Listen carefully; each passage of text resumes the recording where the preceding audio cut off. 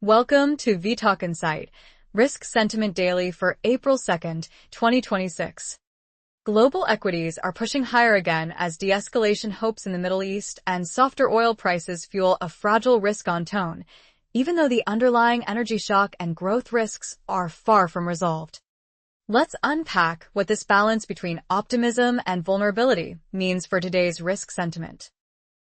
Across assets, today's picture points to an overall risk sentiment that is best described as fragile risk-on. Global equities are rallying, with benchmarks such as the Nasdaq 100 up more than 3% and chip indices posting even larger gains, while the S&P 500 has extended yesterday's advance, with volatility easing back into the mid-20s rather than the panic levels seen days ago. At the same time, government bonds are still finding buyers, as seen in lower 10-year yields in both the United States and Europe, which underlines that investors are adding risk selectively rather than abandoning safe havens altogether. Compared with the defensive tone from late March, when major indices suffered their worst monthly declines since the pandemic and energy shock headlines dominated, the mood has clearly improved. De-escalation signals in the Middle East and a pullback in crude below $100 a barrel have taken some pressure off, helping airlines, travel names, and technology stocks lead the rebound.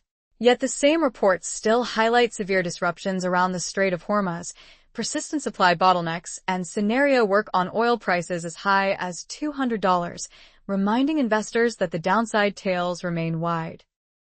Positioning and flow signals also argue for caution around this risk-on move.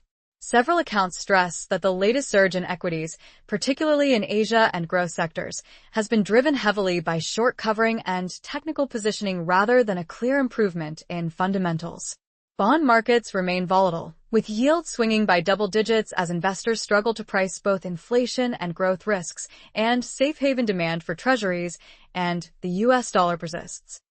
Put together, this leaves us with a constructive but fragile risk-on backdrop, where upside in risk assets coexists with elevated tail risks. A key bullish driver behind today's fragile risk-on tone is the combination of de-escalation hopes and lower oil prices. Crude has retreated sharply from its recent spike, with Brent now trading below $100 a barrel after reports of diplomatic efforts to reopen the Strait of Hormuz and growing talk of a coalition, potentially involving Gulf and European partners, to secure shipping lanes. Markets are also increasingly pricing in a near-term end to U.S. military operations against Iran, with indications that stated objectives could be met within a few weeks, which, if realized, would further reduce the geopolitical risk premium embedded in energy prices. Lower oil and de-escalation chatter are directly feeding into risk appetite. Global equities are rallying. European airline stocks are bouncing strongly, and both equities and bonds are responding positively to perceived signs of conflict resolution, as investors mark down the probability of a prolonged Middle East supply disruption. However, several analyses caution that physical disruptions remain severe, tanker traffic is still minimal, and base case forecasts for later in the year keep Brent well above pre-war levels with risks skewed to the upside. The implication is that this bullish driver is highly path-dependent. Sustained diplomatic progress could unlock further relief, while any reversal in talks or fresh attacks around key choke points could quickly reprice oil and unwind some of the recent risk-on moves. The second major bullish force is AI and tech-led risk appetite. Global equities are being pulled higher by a powerful rally in technology, with the Nasdaq 100 up sharply and the semiconductor index jumping more than 6%, helped by strong demand for memory chips, firm pricing, and increased capital spending across the chip ecosystem. Individual names underscore this momentum, from a 170% year-to-date surge in a leading memory stock to gains in equipment makers positioned to benefit from rising semiconductor capex, while confirmation that memory prices are holding up has eased fears about rapid commoditization.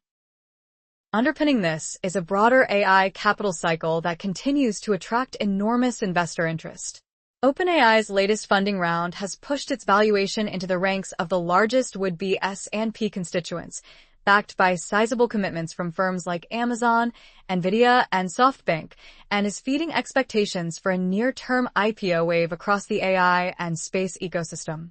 At the same time, equity research highlights that retail investors have recently de-risked tech, and that valuations for high-profile tech names and the so-called Magnificent Seven have fallen to much cheaper historical deciles even as earnings rise, which together provide a narrative for further upside if the AI spending boom persists.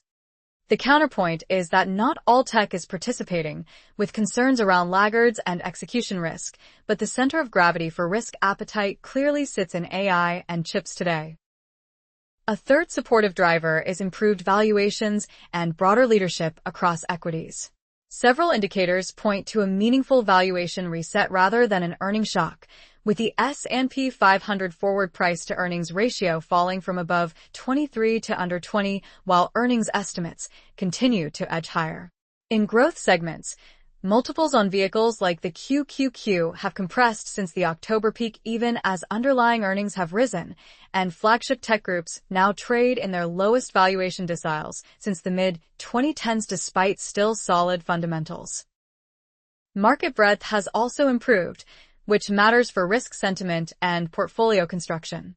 More than half of S&P constituents are outperforming the index, correlations are low, and leadership is starting to extend beyond mega-cap tech into travel, mining, financials, and smaller cap segments, as well as non-US markets that benefit from a peaking dollar and relatively low starting valuations.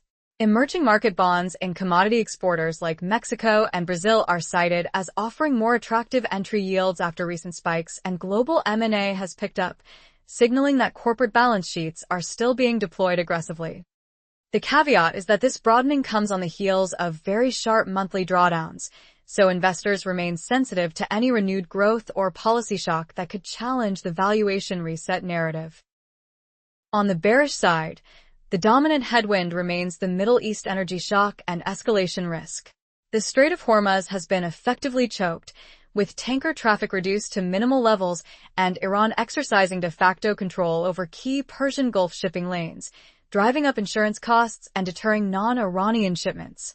U.S. military operations continue, with additional carrier groups deployed and thousands of targets struck in and around the region, while the UAE and other Gulf states are openly considering direct involvement, potentially with European backing, to forcibly reopen vital sea lanes if diplomacy fails. The economic spillovers from this shock are already visible and could prove long-lasting. Saudi exports through the Gulf have been cut dramatically, with millions of barrels stranded, rerouting via pipelines near capacity, and exposing tankers to further risks in other choke points, such as the Bab el-Mandeb Strait. Asian refiners are seeing sharp declines in crude and LNG deliveries. Jet fuel prices in Europe are equivalent to crude above $200 a barrel, and analysts warn of looming shortages on the U.S. West Coast, all of which support a structurally higher security premium in oil and refined products. While recent headlines about possible coalitions and de-escalation have eased prices at the margin, scenario work still points to significant upside tails for crude if disruptions persist, keeping this driver firmly bearish. Linked to the energy story, stagflation fears and rising recession risk form the second major bearish driver.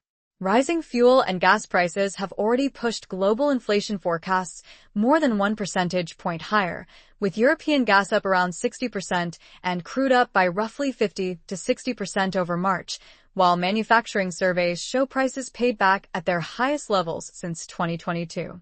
In the United States, gasoline and diesel above $4 and $5 a gallon are eroding real incomes and consumer confidence, and policymakers are openly considering emergency measures to counteract further spikes, underscoring the pressure on households and businesses. On the growth side, economists are cutting U.S. GDP forecasts from about 2.6 to around 2%, and experts warn that if energy supply issues persist, consensus numbers may need to move lower as demand destruction spreads beyond jet fuel and petrochemicals to broader gasoline and diesel usage. Labor market indicators present a mixed but concerning picture, with stronger than expected private payroll gains coexisting with falling quits and hiring rates, suggesting reduced dynamism and a risk that wage gains may not fully offset price pressures. Central banks are signaling a pause rather than aggressive tightening, but that still leaves policy in a higher for longer stance at a time when recession odds are estimated near 40% and not fully reflected in asset prices. Together, this mix of sticky inflation and softening growth keeps stagflation and hard landing scenarios squarely on the radar. The third bearish factor is the risk that recent gains are more about positioning than durable improvement, creating technical rallies and a valuation disconnect. Several commentaries emphasize that the sharp rebound in global and Asian equities has been fueled largely by short covering and relief trades on headlines hinting at possible U.S.-Iran de-escalation, rather than a fundamental shift in earnings or macro data. Short-term money from retail and systematic strategies is playing an outsized role, with crowded momentum trades driving inflection points, while institutional investors have not meaningfully cut risk despite the earlier drawdowns, which leaves markets vulnerable if sentiment turns. This backdrop is reinforced by persistent volatility and signs of unease in other corners of the system. Bond markets remain choppy, safe haven flows into treasuries and the US dollar continue, and there is growing discussion of potential tipping points, from questions around the dollar's reserve status to scrutiny of private credit structures and liquidity in stress conditions. Meanwhile, corporate earnings disappointments in sectors like consumer discretionary and luxury, alongside regulatory and geopolitical headwinds, highlight that not all balance sheets are insulated from the macro shock. The takeaway is that while the tape looks better today, parts of the market are signaling that underlying risks are not fully priced, which could cap the durability of the current risk-on phase.